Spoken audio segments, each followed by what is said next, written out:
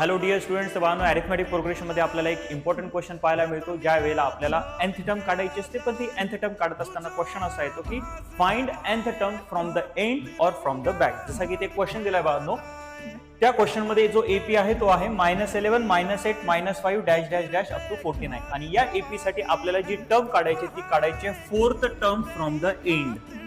अशा वेळेला हा जो क्वेश्चन आहे तर याला सॉल्व्ह करायच्या बाळांनो दोन मेथड आहेत. पहिली मेथड नंबर 1, जो दिलेला एपी आहे त्याला आपण काय करू शकतो, रिव्हर्स करू शकतो.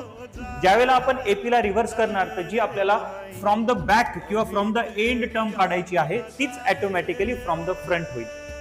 मेथड नंबर 2 मध्ये आपल्याला सर्वात पहिले एपी जसा आहे तसाच ठेवावा लागेल आणि त्यामध्ये जेवढ्या काही नंबर ऑफ टर्म्स आहेत तेवढ्या तुम्हाला फाइंड आउट करावं लागतील आणि त्यानंतर जी required term from the end काढायला विचारली आहे ती तुम्ही काढू शकता. तर मेथड नंबर 1 नी आपण या क्वेश्चनला सॉल्व्ह करूया बाळांनो, ज्यामध्ये आपण दिलेल्या एपी ला रिव्हर्स करूया.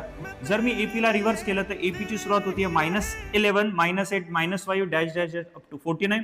तर याला रिव्हर्स केल्यानंतर पहिली जी टर्म येईल ती बाळांनो 49 डॅश डॅश डॅश -5 -8 -11. त्यानंतर जे आता सर्व कॅल्क्युलेशन्स होतील ते कॅल्क्युलेशन्स होतील बाळांनो रिव्हर्स एपी साठी. त्यामुळे या एपीतली पहिली जी टर्म आहे ती होईल बाळांनो 49. डी म्हणजेच -8 -5 याचं कॅल्क्युलेशन केल्यानंतर आपल्याला बाळांनो डी ची व्हॅल्यू मिळते -3. आणि आता आपल्याला माहिती आहे एपी रिव्हर्स केल्यानंतर जी आपल्याला मागणं फोर्थ टर्म काढायची तीच कुठून होईल, फ्रॉम द फ्रंट. त्यामुळेच मग मी टीएन चा फॉर्म्युला वापरला. TN is equal to a plus n minus 1 into D. आपल्याला फोर्थ टर्म काढायची तर T4 चा फॉर्म्युला बनेल T4 is equal to a plus 3d. Values put up केल्या, सॉल्व्ह केल्यानंतर जे फायनल आन्सर येत आहे T4 चं ते येते बाळांनो 40. आणि हे जे आन्सर आलंय 40, this will be our required answer. ज्यावेळेला fourth term from the end of this AP will be T4 is equal to 40. तर अशा पद्धतीने एपी ला रिव्हर्स करून आपली जी required term from the back आहे ती बाळांनो आपण कॅल्क्युलेट करू शकतो. Thank you so much.